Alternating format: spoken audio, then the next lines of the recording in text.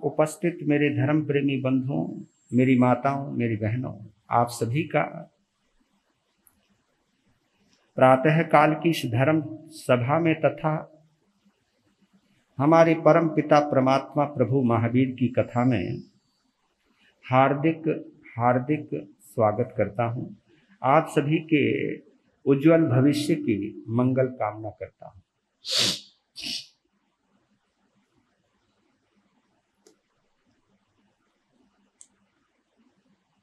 हम सभी का अहो भाग्य है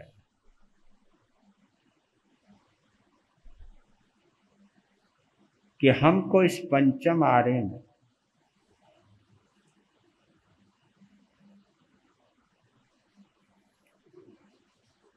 जहां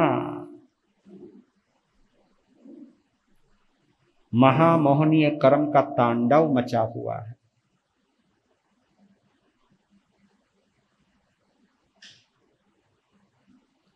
उसमें भी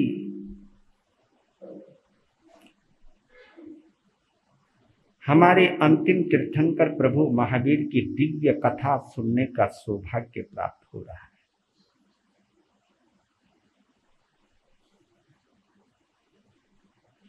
महसूस करो तो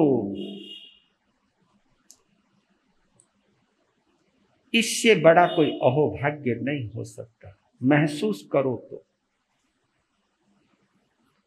वो ठीक है, जैसे और कथा होती है ये भी सुन लेंगे। एक इस फितरत से सुनना,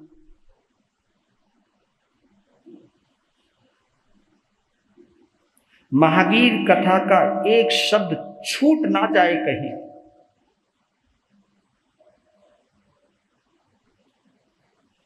महावीर कथा के किसी प्रसंग, कोई प्रसंग मुझसे अछूता ना रह जाए।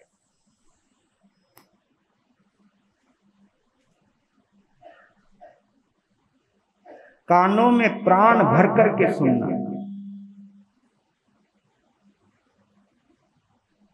जिसको कहते हैं दिल लगा करके सुनना, श्रद्धा से सुनना, अहोभाव से सुनना।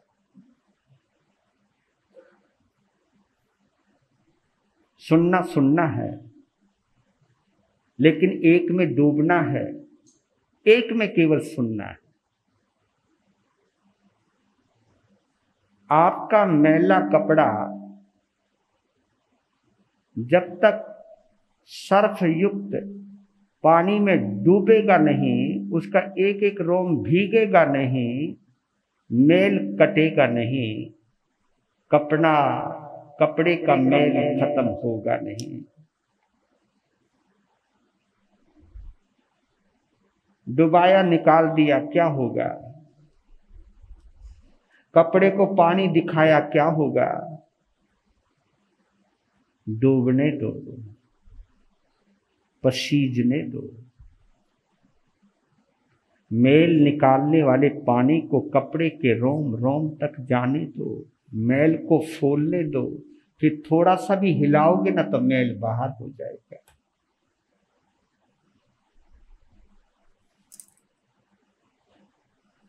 और इतने सारे लोग हैं, लेकिन इतने सारे लोगों में किसी गिने चुने व्यक्ति को ही ये अहोभाग्य सौभाग्य मिलता है जो डूब जाता है। कई तो कथा सुनते सुनते सोएंगे भी, कथा सुनते सुनते भी टाइम को भी देखेंगे। अब आ ही गए तो सुनना ही पड़ेगा। कितने भाव हो सकते हैं? क्रिया एक है और उस क्रिया के पीछे भाव अलग अलग है, और उन्हीं भावों का ही चमत्कार होने वाला है। वही प्रभावी या निष्प्रभावी होने वाला है। सहज हो मन जगे चेतन, करें हम स्वयं के दर्शन।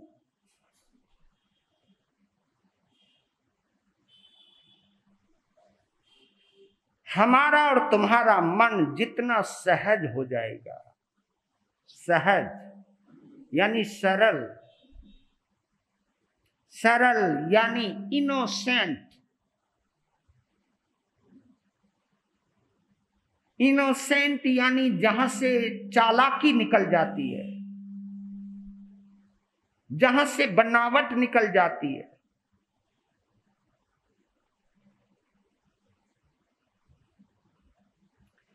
दिखावापन चला जाता है। जो भी हम दिखाना चाहते हैं, जितनी भी दिखावट है हमारे अंदर या जितनी भी बनावट है, बनावट उसको कहते हैं कि अंदर कुछ और बाहर कुछ, उसको बनावट बोलते हैं, आर्टिफिशियल बोलते हैं उसको, है ना। आर्टिफिशियल ज्वेलरी भी होती है ना, ये तो आपको भी पता हो। वो असली लगती है, दिखने में दूर से असली लगती है, लेकिन होती वो। तो ये भी तो हो सकता है, हम भी तो आर्टिफिशियल संत हो सकते हैं। संत दिखाई देते, संत है नहीं। श्रावक दिखाई देते, श्रावक है नहीं।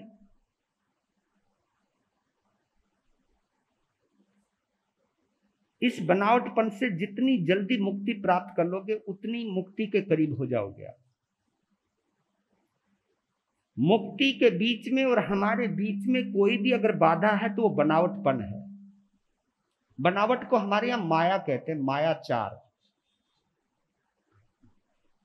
छल कपट, धूर्तता।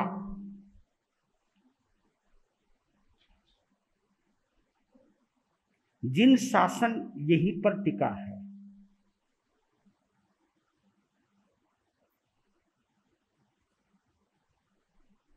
आप ये देखिए, कहीं ना कहीं ये जो मन की चालाकियां है ना,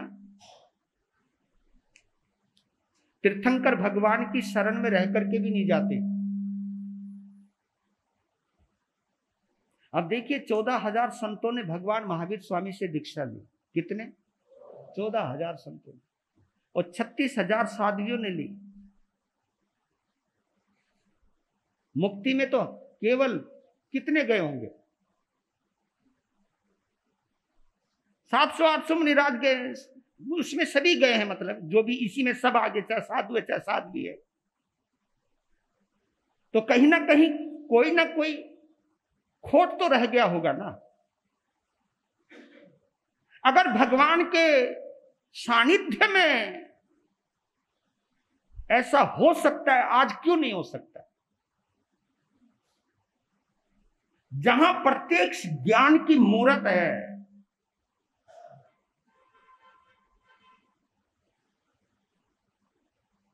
एक है ना गज स्नान होता है। गज स्नान यानी हाथी का स्नान।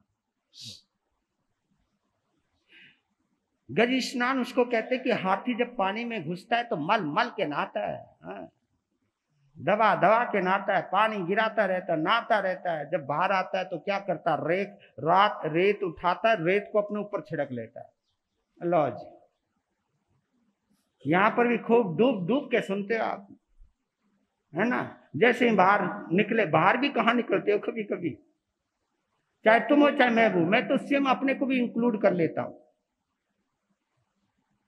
मैं कभी कभी सोचता हूं कि भगवान महावीर की कथा करते करते मैं इतना भावपूर्ण हो जाता हूं, ये भावुकता मेरी और आगे तक क्यों नहीं बनी रहती? तो कोई अंतराय होगा, कोई ना कहीं कुछ ना कुछ मेरी श्रद्धा में कमी होगी। ये भाव तो हम भी ला सकते हैं, आप भी ला सकते हैं, कि महावीर की कथा सुनने के बाद मेरे अंदर से चालाकियां क्यों नहीं जाती? महावीर की कथा सुनने के बाद मेरी जबान में मिठास क्यों नहीं आती? महावीर की कथा सुनने के बाद मेरे अंदर उदारता क्यों नहीं आती? इसलिए मैं कभी कहना चाहता हूं, समाज के जो बड़े बड़े लीडर्स हैं उनको भी बोलना चाहता हूं कि अगर आप अपनी नौजवान पौध को समाज से जोड़ना चाहते तो पहले खुद संभलना सीख जाइए। आप पहले खुद उदार बनना सीखिए, अपनी सोच को उदार रखिए, अगर समाज के बड़े बड़े लोग ही साधु साध्वियों में भेदभाव करने लग जाएंगे तो ये भेदभाव इन बच्चों तक ना पहुंच जाए कहीं। जो जो जहां बैठा है, समाज के जो बुजुर्ग हैं, उनसे भी ज्यादा बड़ी जिम्मेवारी हम संतों की है जो इस पाठ पर बैठे हैं। आपके बीच और हमारे बीच कहीं नौजवान पीढ़ी भ्रमित ना हो जाए। मैं साफ कहता हूं इस बात को कि घर में अगर हो तो आप छोटे से बच्चे से भी डरना, एक छोटे से बच्चे से भी डरना। किस बात के लिए डरना? कि कहीं इस बच्चे के आगे मेरे मुंह से गाली ना निकल जाए, कहीं इन बच्चों के आगे हमारी कोई इंद्रिय सुख वाली कोई चेष्टा प्रकट ना हो जाए। नहीं तो पहले पति पत्नी की एक मर्यादा रहती थी बच्चों के आगे, कि बच्चों में कहीं संस्कार गलत ना चले जाएं। कितनी सावधान रहते थे आप। तो घर बचाना है तो बच्चों को संस्कारित करना है, तो वहां पर तुम्हें भी मर्यादित रहना होगा, मर्यादित बोलना होगा, मर्यादित खाना होगा, मर्यादित रहना होगा, अगर उन्हें मर्यादा का पाठ पढ़ाना चाहते हो तो। इसी प्रकार समाज में आने के बाद, क्योंकि समाज के दो प्रमुख कर्णधार होते हैं, जो समाज की अग्रिम पंक्ति होती है और एक संत जो होता है, उसके बीच में हमारा नौजवान रहता है।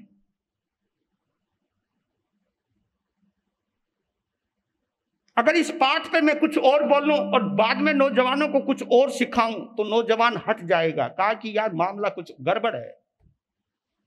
यही चीज मेरी समाज की जो अग्रिम पंक्ति के हैं, जो समाज का नेतृत्व करते हैं, वही बच्चों की भावनाओं के साथ अगर खिलवाड़ कर जाए, वही बच्चों के सामने साधु साध्वी में फर्क करने लग जाए, कोई अपने मन पसंद का साधु आ जाए तो उसके लिए सब कुछ निछावर करने को तैयार हो जाए, और कभी कोई अपनी किसी की मजबूरी में या किसी की विनती पर, किसी की डिमांड पर हम उस संत को ले आए और फिर हम उनके साथ अगर कुछ और भेदभाव करने लग जाएं, तो इसका प्रभाव हमारी नौजवान पीढ़ी पर बहुत गंदा पड़ने वाला है। आपको और हमको आदर्श बनना होगा। यही चीज महावीर की कथा बतला रही है। भगवान महावीर की आत्मा का जहां से जिक्र प्रारंभ हुआ, भगवान महावीर बनने से पहले जिस भव का वर्णन आया, उस भव का नाम है नैसार। नए सार का आपने एक वो रूप देखा है अभिमान का। जब सीखा था, विद्याएं सीखी थी अपने बुजुर्गों के पास, तो विनम्रता थी। विद्याएं सीखने के बाद विनम्रता के साथ उस विद्या में पारंगत होने के बाद जब बुजुर्गों ने उसका नाम राजा के सामने रखा, राजा ने जो सम्मान दिया और राजा ने गले लगा करके उसके कान में एक बात छोड़ दी या छेड़ दी या कह दी कि इस नगरी में तेरा जैसा कोई कलाकार नहीं है, क्योंकि ये सब कलाकारों ने माना है। कलाकारों से जब मैंने पूछा कि सबसे बड़ा कलाकार कौन, तो तेरा ही नाम लिया, तो मैं सबको भूल गया हूं, तेरे को अपना लिया है। तो वहां गलती कर गया नैसार कि जिन्होंने मेरा नाम सुझाया, अब दो चीज हो सकती थी, धन्यवाद है इनका कि मैं जिन्होंने मुझे बनाया उन्होंने मेरा नाम सुझाया, कृतज्ञ हूं उनका, और जितने भी मेरे साथी कलाकार हैं उनके प्रति कृतज्ञ हूं कि जिन्होंने मुझे इतना सम्मान दिया। एक सोच ये भी हो सकती थी, लेकिन एक ये सोच आई कि ये कुछ नहीं कर सकते ना, इसलिए मेरा नाम सुझा दिया। इनकी बस की कुछ नहीं है ना, तभी तो मेरा नाम बताया। ये नजरिया है, ये सोच है, और यही अभिमान है, और यही उसके पतन का कारण बना, और यही उसके देश निकाले का कारण बना। क्योंकि अपमान से अपमान का रास्ता निकलता है, सम्मान से सम्मान का रास्ता निकलता है। यही दो बात पकड़ करके सीख लो आप भगवान महावीर के जीवन से, कि सम्मान से सम्मान का रास्ता निकलता है और अपमान से अपमान का रास्ता निकलता है। अपमान से बचना चाहते तो अपमान करना छोड़ दो। अपमान करोगे तो सम्मान खत्म हो जाएगा। और अपमान से बचना चाहते हो तो अभिमान से बचना सीख जाओ, क्योंकि अपमान ना मैं करता हूं ना तुम करते हो, अपमान कोई अंदर बैठा हुआ करवाता है हमसे। उसका नाम क्या है? उसका नाम है अभिमान। विनम्रता सम्मान करवाती है, सम्मान देती है, दिलवाती है, उसका नाम है विनम्रता। अपमान करता है, करवाता है, उसका नाम है अभिमान। तो दो चीज, तीन चार चीजें देखी है। नए सार की पत्नी शिवा ने अपने पति के, एक चेहरा वो था जो उसने अपने घर में देखा है, एक चेहरा वो है जो उसने रास्ते में देखा है, एक चेहरा वो है जो उसने पहाड़ पर चढ़ते हुए देखा। देखते जाओ आप कितने चेहरे हैं। एक चेहरा वो है जो वो गिरने की तैयारी कर रहा था लेकिन रुक गया, बताया नहीं कि मैं आत्महत्या कर रहा हूं, लेकिन सब चीज वही हो रही थी, लेकिन उस समय रोक लिया, टाल दिया उस घड़ी को शिवा ने। और लेकिन घड़ी को टालने के बावजूद भी चेहरे के ऊपर टेंशन भी है, डिप्रेशन भी है और फ्रस्ट्रेशन भी है। लेकिन फिर एक चमत्कार हुआ, और वो चमत्कार कब हुआ? वो चमत्कार एक संकल्प की वजह से हुआ। क्या संकल्प था नए सार का? खिलाए बिना खाऊंगा नहीं, और जिसको खिलाऊंगा उसे भगवान समझ के खिलाऊंगा। ये दो चीजें, खिलाना तो हर कोई जानता है, लेकिन किसी को भगवान समझ के खिलाना। एक बात कहूं आपको, दया भाव से खिलाओगे पुण्यवान बन जाओगे, लेकिन उस पुण्य की एक लिमिटेशन रहती है। लिमिटेशन जानते हो? उसकी एक लिमिट है, लिमिट, उसकी एक अवधि भी है और एक लिमिट भी है, एक सीमा है उसकी। जो दया से खिलाओगे वो पुण्यवानी तो है लेकिन लिमिट में रहती है। लेकिन जब तुम भक्ति से खिलाते हो, भक्ति से दान देते हो, तो वो दान वरदान बन जाता है। वो दान वरदान बनता है। वो संकल्प। दूसरी बात और कहना चाहता हूं मैं, क्योंकि ये श्रावक से जुड़ी ही बात है, तो मैं एक संदेश आपको कन्वे कर देता हूं, एक संदेश दे देता हूं।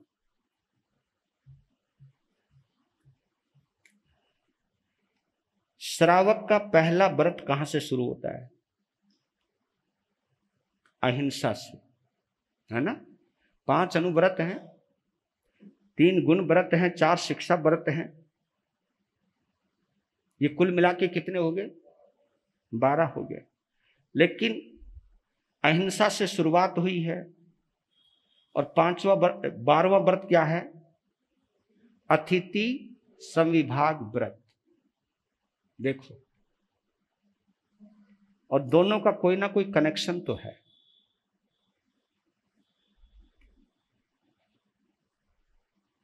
जिसमें अहिंसा नहीं है वो अतिथि संविभाग व्रत की पालना नहीं कर सकता। एक तो ना हमारे तुम्हारे में कंफ्यूजन पैदा हो गया, किसी जीव को बचाने को ही हम अहिंसा कहते हैं। इसमें क्या होता है, हमारे जैन बंधु यहाँ कीड़ी को भी बचाते हैं, कीड़ी मर ना जाए, हवा को भी बचाते, जल के पानी को भी बचाते। वो बहुत सजग, वो कोई दोष ना लग जाए। लेकिन मैं कभी कभी सोचता हूं, आप लोगों के इस जीवन को देख के, यहां तो चींटी को भी बचाते हो आप, कीड़ी को भी बचाते हो, यार घर में तुम क्यों बदल जाते हो? या कीड़ी को भी बचा रहे हो, एकेंद्रीय जीव की भी रक्षा करने की कोशिश करते हो, बेंद्री तेंद्री चौरंद्री जीव की भी रक्षा करने की कोशिश करते हो, पंचेंद्री जीव की भी रक्षा करने की कोशिश। घर में जाते तुम्हें क्या हो जाता है? जब तुम तानाकसी करते हो, भेदभाव करते हो, तब तुम्हारी अहिंसा कहां जाती है? जैन धर्म की जानते हो पहचान क्या है? जहां पानी छान के पिया जाता हो, वहां जान करके किसी का दिल कैसे दुखा सकते हो आप? वहां तुम किसी की निंदा, किसी को जलील कैसे कर सकते हो? आप जानते हो कि आपका चरित्र कितना उत्कृष्ट होना चाहिए? आप जानते हो कि आपका जो श्रावक का गुणस्थान है वो कौन सा है? कौन सा है? नहीं नहीं नहीं नहीं नहीं, श्रावक का बोला है मैंने। श्रावक का 5वां गुणस्थान है। तो 5वें गुणस्थान में तो तब आओगे जब पहले चौथा तो पूरा कर लो। चौथा गुणस्थान कौन सा? अवृत्ति सम्यक दृष्टि गुणस्थान। आप समायिक नहीं कर सकते, कोई व्रत नहीं ले सकते, कोई त्याग नहीं कर सकते, कोई प्रत्याख्यान नहीं कर सकते। आप अवृत्ति हो, आपने कोई वृत्ति नहीं ली है, कोई संकल्प, कोई व्रत नहीं लिया है, कोई चरित्र की आराधना नहीं करी है, लेकिन दिल में दया तो है ना, दिल में रहम तो है ना, दिल मैत्री से भरा हुआ तो होना चाहिए, इंसानियत तो होनी चाहिए। इंसानियत से ऊपर का नाम है श्रावक। तो कभी कभी मैं सोचता हूं, आप तो छोड़ो, हम तो फिर भी 6ठे गुणस्थान में आते हैं, हम भी 4थे गुणस्थान की पालना नहीं कर पा रहे, और हम अपने आप को कह बैठे कि अपन तो 6ठे गुणस्थान वर्ती जीव हैं। वाह भाई वाह! 6ठा गुणस्थान होने के बावजूद भी मैं समाज में फूट कैसे डाल सकता हूं? मैं समाज को बांट कैसे सकता हूं? मैं समाज को लड़ा कैसे सकता हूं? मैं समाज के अंदर विघटन कैसे पैदा कर सकता हूं? मैं तो इंसान भी नहीं हूं, मेरे पास तो 4था गुणस्थान भी नहीं हो पा रहा है कंप्लीट। ये हम लोगों को सोचना है, आप लोगों को सोचना है, जिम्मेदार लोगों को सोचना है। और तो देखिए, अतिथि संविभाग व्रत का भी क्या कचूमर निकाल दिया है आज के श्रावकों ने संतों के कहने पर। अगर मुझे पता नहीं, मुझे बोलना चाहिए नहीं बोलना चाहिए, क्योंकि मेरी मर्यादा कहती मुझे नहीं बोलना चाहिए, पर लेकिन कहीं ना कहीं आप तक, हृदय तक पहुंचाना देना चाहता हूं, इसलिए मैं बोलना चाहता हूं। अगर संत ही तुम्हें यह कहने लग जाए कि फला संप्रदाय के संत को आहार पानी नहीं देना, ये कहां तक उचित है? आपके आहार पानी के अधिकारी केवल हम हैं और कोई नहीं, ये कैसे कह सकते वो? एक श्रावक ने तो कमाल कर दिया, जब उसकी बात मेरे सामने आई, मुझको भरोसा नहीं था कि ऐसा भी होता होगा। ये तो बाद में पता चला, जब कट्टरवाद का नजारा देखने को मिलता, तब ये सब चीजें मिलती है देखने को। एक श्रावक ने एक संत से कहा कि महाराज, कोई जबरदस्ती दूसरी संप्रदाय का संत आहार पानी लेने के लिए घर में घुस ही जाए तो क्या करूं? तो मालूम है उस संत ने क्या जवाब दिया? उनका संघेटा कर दे, संघेटा कर दे। देखो, मैं बोल रहा हूं, संत होकर के बोल रहा हूं मैं, संघेटा कर दे, अशुद्धता कर दे, ताकि उसे आहार पानी देने के पाप से बच सको। आए हाय, ये बात अगर मैंने कह दी है किसी को कि अशुद्धता कर दे, तो मैंने कितने घोर मिथ्यात्व की उपार्जना की होगी। और ये हम कर जाते संप्रदायवाद में, ये हम सब कर जाते कट्टरवाद में। ये मानसिकता अगर है तो कहते कि आपको गहरी बात बतला रहा हूं, अगर आपके मन में, किसी के मन में केवली बनने का, अरिहंत बनने का, तीर्थंकर बनने का भाव हो ना, तो आहार पानी में कभी भेदभाव मत करना।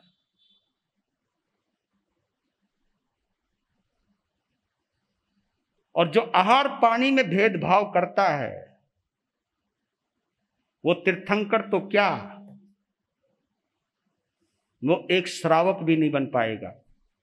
बहुत दूर की बात है। जो आहार पानी में भी भेदभाव करता है वो 4थे गुणस्थान का भी स्पर्श नहीं कर पाएगा, क्योंकि आहार पानी में भेदभाव करने का मतलब जानते हो आप कि वो अनंतानुबंधी का कसाय बांध लिया है उसने। कौन सा? ये कुछ शब्द हैं जैन परंपरा के, पता नहीं आपके पल्ले पड़ेंगे या नहीं पड़ेंगे। हमारे यहां कसाई की 4 कैटेगरी हैं, 4 कैटेगरी हैं। एक अनंतानुबंधी का कसाय होता है, एक अप्रत्याख्यानी का कसाय होता है, एक प्रत्याख्यानी का कसाय होता है, और एक संजोलन का कसाय होता है। ये कसाई की कैटेगरी बतला रहा हूं। कैटेगरी को समझते हो आप? डिग्री, गुड बेटर बेस्ट जो होती है, ये कैटेगरी है। अनंतानुबंधी का कसाय क्या होता है, ये तुम भी चेक कर लें, मैं भी चेक करता हूं। अगर आपकी बोलचाल किसी के साथ 1 साल से ऊपर टप गई, यानी जिससे मुंह बोला हुए या जिनसे मन बिगड़ा हुए 1 साल से ऊपर हो गया, बाई चांस आपने संवत्सरी को क्रॉस कर दिया, संवत्सरी पर भी जिसके साथ आपने क्षमापना या क्षमा याचना नहीं की, ना माफ किया, ना दिल साफ किया, तो आपके अंदर अनंतानुबंधी का कसाई का उदय आ जाएगा। और उसका परिणाम बतला रहा हूं आपको, हाँ, उसका फल बतला रहा हूं कि उसका नुकसान बतला रहा हूं कि आप प्रवचन भी सुनोगे, आप समाहित भी करोगे, लेकिन आपको मस्ती नहीं आएगी, आपको आनंद नहीं आएगा, आपके अंदर अहोभाव पैदा नहीं होगा। समाहित करते हुए भी साधु साधुओं में कोई ना कोई कमी देखते रहोगे, और समाहित के अंदर बैठ करके भी किसी ना किसी साधु साध्वी की चमड़ी उतारते रहोगे, उसके कुछ ना कुछ वर्णन, और यार वो संत है ना, ठीक नहीं यार, उसके अंदर ये कांड देखा हमने, हाँ ले, ये कोई बात है? मतलब समाहित में लेकर के तुम्हारी मीटिंगों में क्या होता है, तुम्हारी समाहिक में क्या होता है। इसलिए मैं कभी कभी माताओं को कहता हूं, प्लीज कम से कम 5-5 समाहिक मत किया करो। एक ने कहा, जी क्यों जी, समाहिक तो जितनी करो उतनी अच्छी है। मैं कहा, समाहिक तो जितनी करो उतनी अच्छी है, लेकिन एक समाहिक प्रवचन की तो अच्छी कर ली, हाँ, समाहिक के बाद तुम बैठ गए, फिर कौन सी समाहिक चालू होती है। मैं क्या बताऊं बहन, मेरी तो बहू ने मेरा जीना हराम कर रखा है। ये कोई समाहिक में बात करने की होती है? क्या बताऊं, पूछो मत। अपने बहू से छुटकारा मिले, रिश्तेदारों से छुटकारा मिले, फिर साधु साधु को पकड़ के बैठ जाते हो आप। उनकी क्रिया बेकार है, आती नहीं जी क्रिया तो, और नाम का ही साधु है वो तो यार। ये तुम्हारी लैंग्वेज होती है, ये तुम्हारे भाव भंगिमा होती है। मतलब ये कहना चाहता हूं, ये कब आता है? अनंतानो, देखो समाहिक भी कर रहे हो, लेकिन अनंतानुबंधी कर्म का उदय नहीं तोड़ पाए।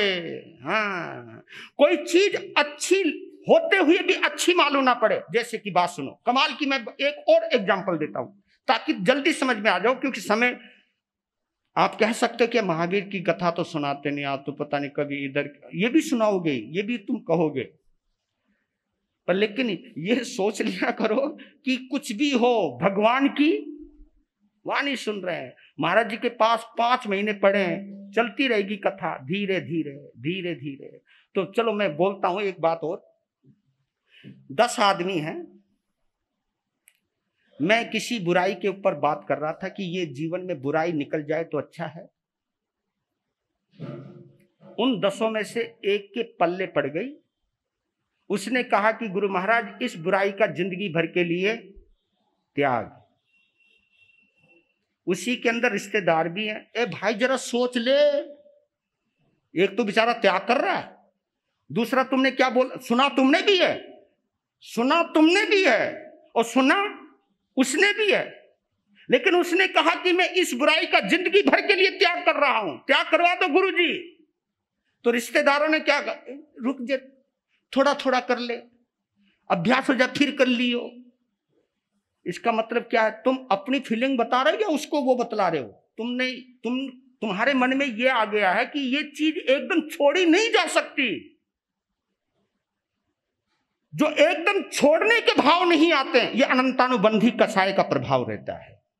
और जिनके अनंतानुबंधी का कसाय नहीं है, उसके अंदर त्याग करने की भावना एकदम पैदा हो जाती है। तो चेक कर लिया करो, एक ही बात सभी सुन रहे हैं, लेकिन एक बात को सुनते ही दिल में पक्का विश्वास कर लिया, आज के बाद इस बुराई के ऊपर क्रॉस।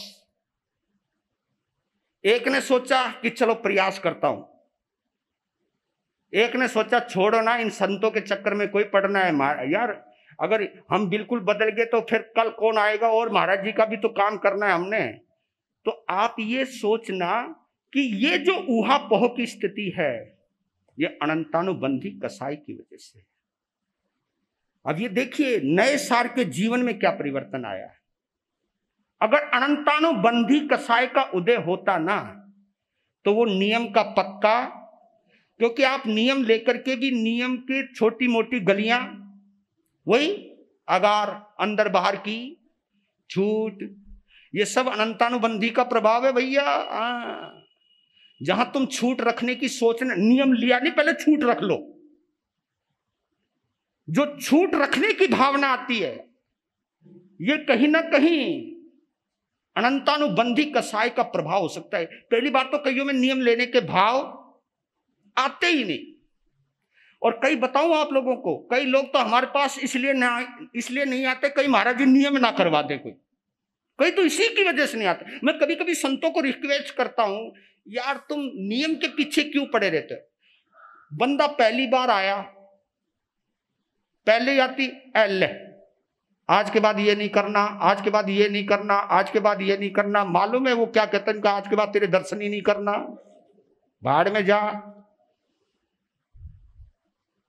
ये संतों का खत्म नहीं होता, आज के बाद ये नहीं करना, आज के बाद ये नहीं करना, आज के बाद ये नहीं करना। अरे मैं कह रहा तू उसको आने तो दे, बैठने तो दे, मिलने तो दे, सुनने तो दे, हिलने तो दे, जमने तो दे, फिर सब कुछ जम जाएगा। और बताओ ये संत क्यों करते हैं, मैं ये भी बतला देता हूं आपको। संत यूं करते कि कहीं इसको नियम मेरे अलावा कोई दूसरा साधु ना दे दे, पार्टी होना तो वहां एक और, जैसे आजकल है ना डॉक्टरों में बड़ा कंपटीशन चल रहा है,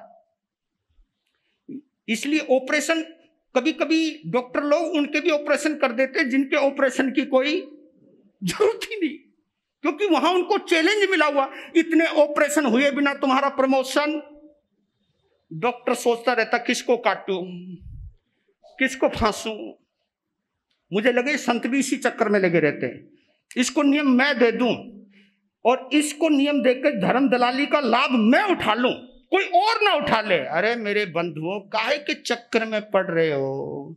कहीं ऐसा ना हो नियम देने की इस धुन के अंदर कहीं वो हमेशा के लिए ही इस जिन शासन से कट ऑफ हो जाए।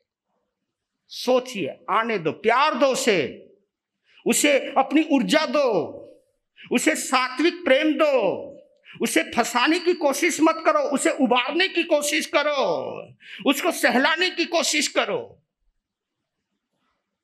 तो जैसे ही देखिए क्या चमत्कार होता है। नियम के पक्का था, तो नियम के पक्के ने क्या काम किया, सही रास्ते पर चलने वाले साधु भी रास्ता भटक गए। वो इसलिए भटके थे किसी को रास्ते पर लाने के लिए, और वो भटकना भी अच्छा है। आपने देखा होगा गौतम स्वामी एवंता कुमार की उंगली पकड़ लेते हैं। जब उंगली पकड़ ली एवंता ने तो उंगली छुड़वाई नहीं, किसने, गौतम स्वामी ने। जबकि नियम है शास्त्र का कि साधु गृहस्थी के कंधे पर हाथ रख के ना चले, उसका हाथ पकड़ के ना चले, लेकिन 14 पूर्वों का ज्ञाता, 4 ज्ञान का धारी गौतम स्वामी, भगवान महावीर स्वामी के प्रधान शिष्य, और वो उंगली पकड़ के चल रहा है और खींचता हुआ चल रहा है कि चलो चलो, और आवाज भी लगाई, मां देखो कौन आए, जबकि दूसरा संघटना और कर दिया, क्योंकि यहां आवाज देते तो आहार पानी नहीं लेते, लेकिन गौतम स्वामी फिर भी चले जा रहे हैं, क्योंकि जैन धर्म क्षेत्र काल और भाव के अनुसार चलता है। उस समय जो भी कुछ लगा होगा उनको, क्योंकि ये जानते थे अगर इसकी मैंने उंगली झटक दी है, छोड़, दूर हो, ये दोष लगता है, दूर हो, तो कहीं बच्चे का कोमल मन टूट ना जाए।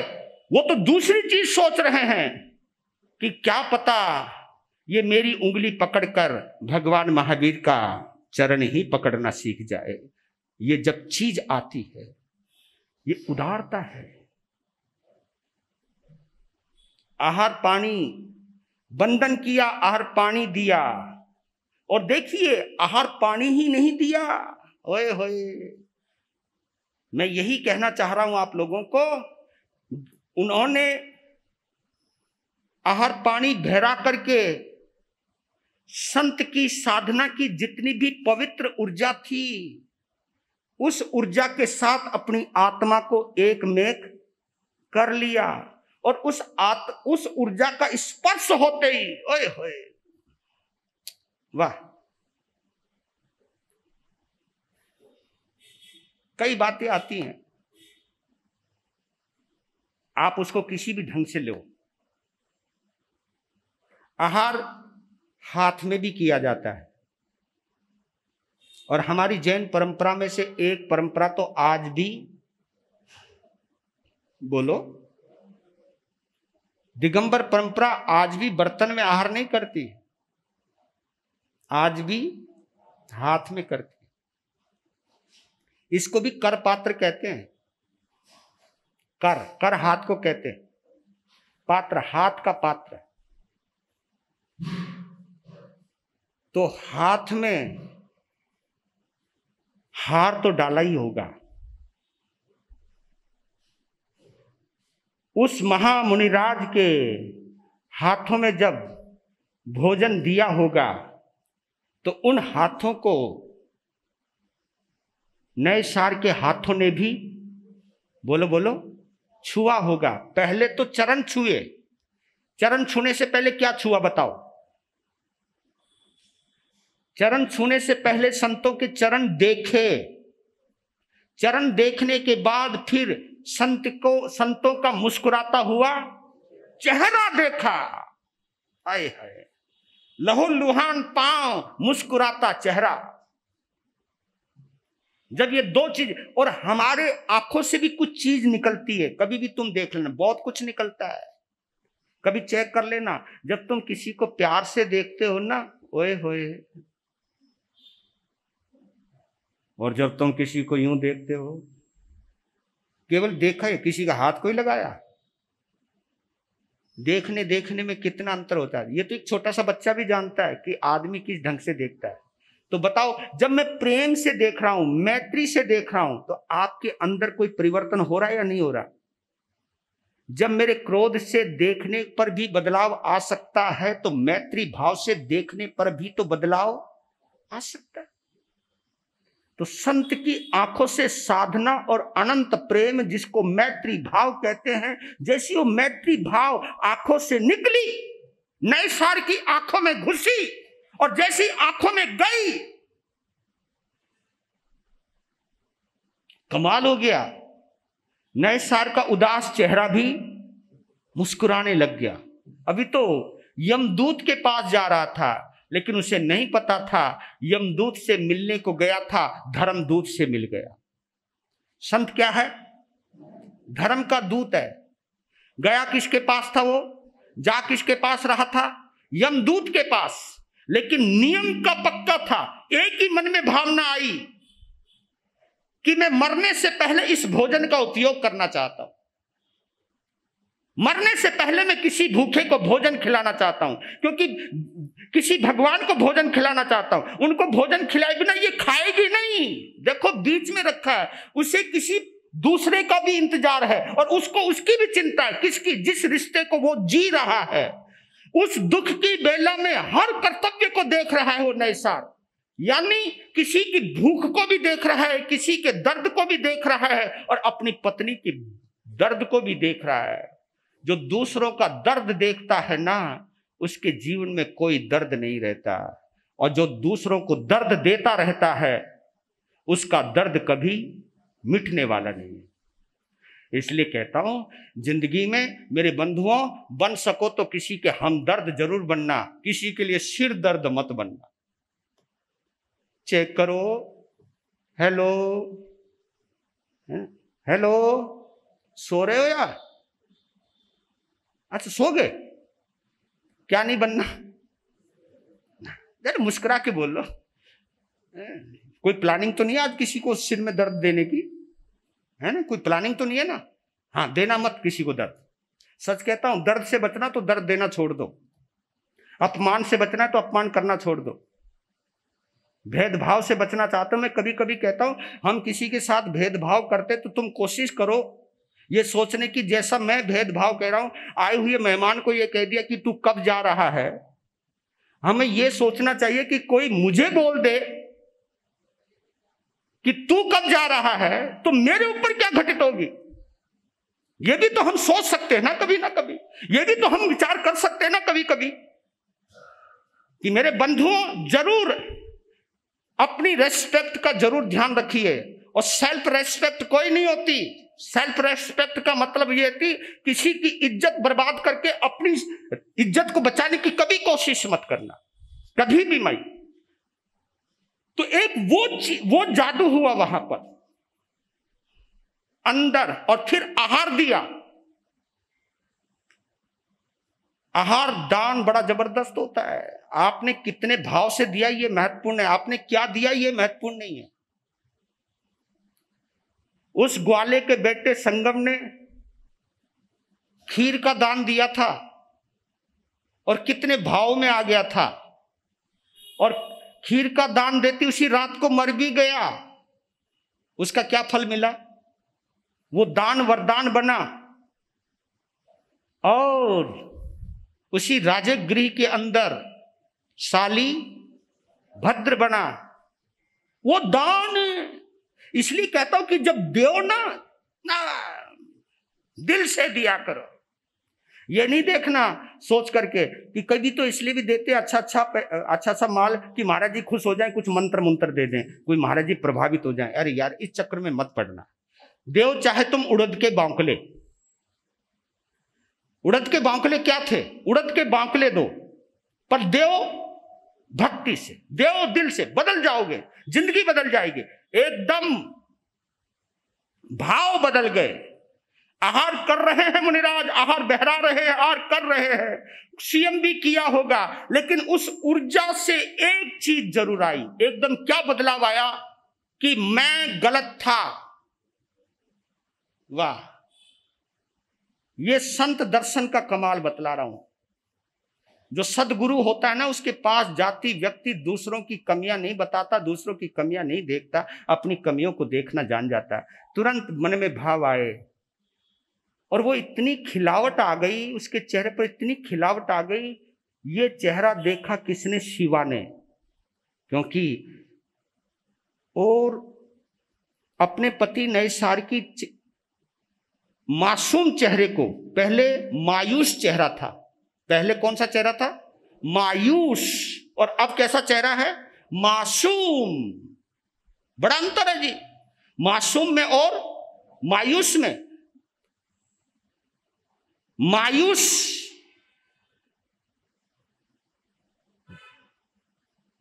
और मासूम।